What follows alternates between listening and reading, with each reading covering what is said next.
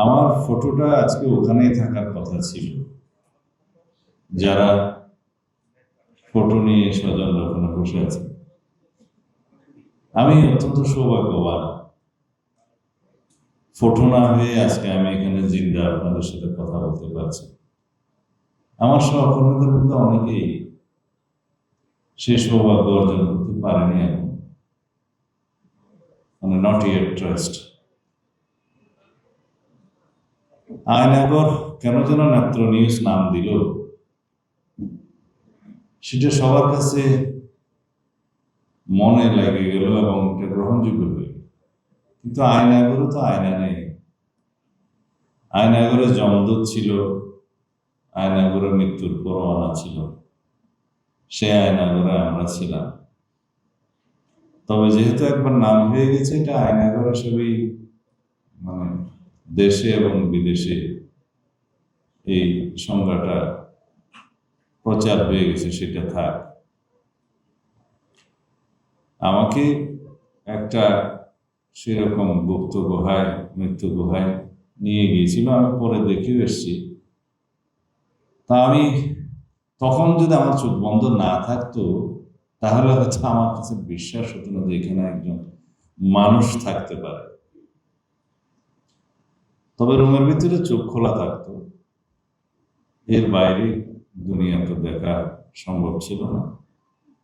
একদিনই কেবল আমার তারিখ গণনায় সেদিন 14 এপ্রিল, পরে 2015 সাল, সেদিন বাংলা নববর্ষ উদযাপন করে তাদের মধ্যে কয়েকজন অফিসার বোধহয় ছিল ওখানে সেই অনুষ্ঠানে। আমাকে বললো, আজকে তো ম্যাডাম পার্টি অফিসের সামনে অনুষ্ঠান করেছে পয়লা বৈশাখের, মানে আমাকে নিউজ দিতে চাইলো যে দেশে এখন স্বাভাবিক অবস্থা বিরাজ করছে। আমি কোনো জবাব পারতপক্ষে তাদের দিতাম না।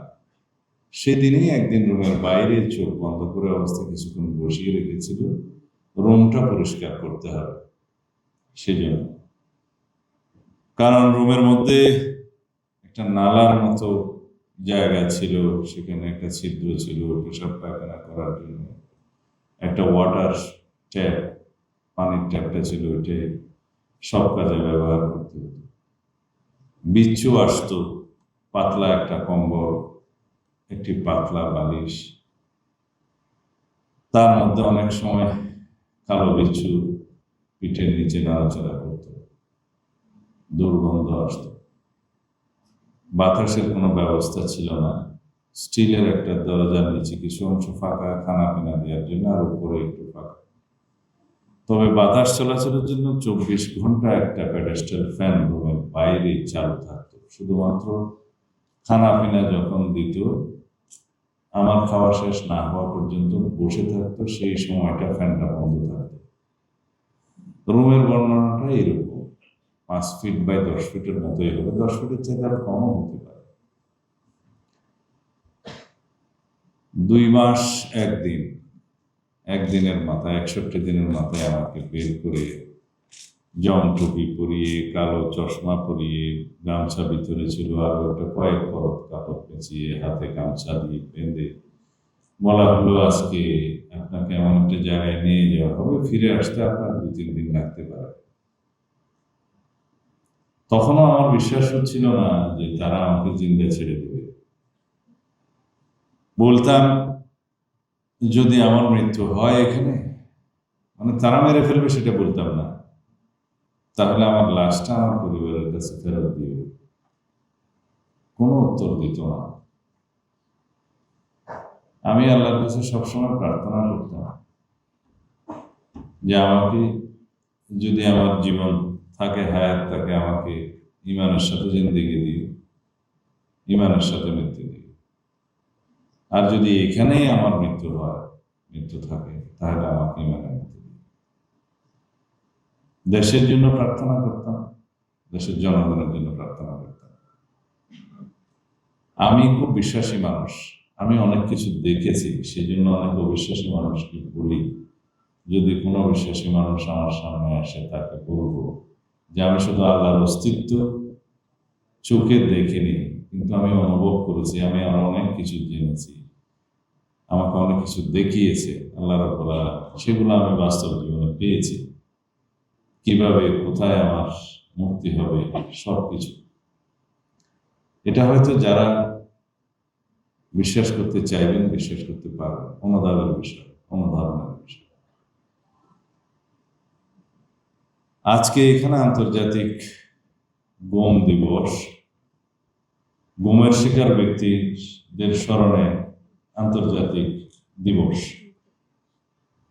রচনাটা বোধহয় সেরকম না, মানে গুম হওয়া ব্যক্তিদের স্মরণে আন্তর্জাতিক দিবস, আন্তর্জাতিক গুম দিবস।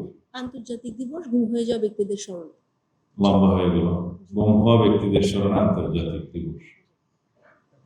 এখানে আমার ভাই নূর খান লিটন সাহেব একটা বক্তব্য দিয়েছেন, আরো অনেকে দিয়েছেন, আমি খেয়াল করেছি। আজকের এই অধিবেশনে গুম হওয়া শিকার কোন পরিবারের ব্যক্তি নতুন করে যোগদান করেন, এটা একটা সুসংবাদ। তারা আশা প্রকাশ করেছেন আগামী দিনের রাজনীতিবিদরা যেন এটা এনশিওর করে যে ভবিষ্যতে যেন কোনো গুমের পরিবারের সদস্যরা এরকম কোনো অনুষ্ঠানে উপস্থিত না হতে হয়। আসলে সেই জন্যই অনবরত সংগ্রাম করে যাচ্ছি আমরা, গণতন্ত্রের সংগ্রাম।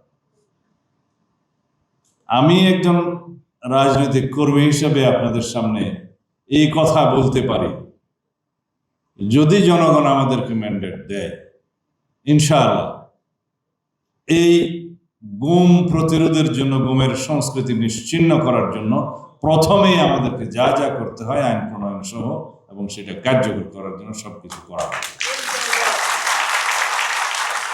আমরা সেই বাংলাদেশের জন্য অপেক্ষা করছি যে বাংলাদেশে কোনোদিন গুমের শিকার হয়ে কোনো ব্যক্তিকে রাস্তায় দাঁড়াতে হবে।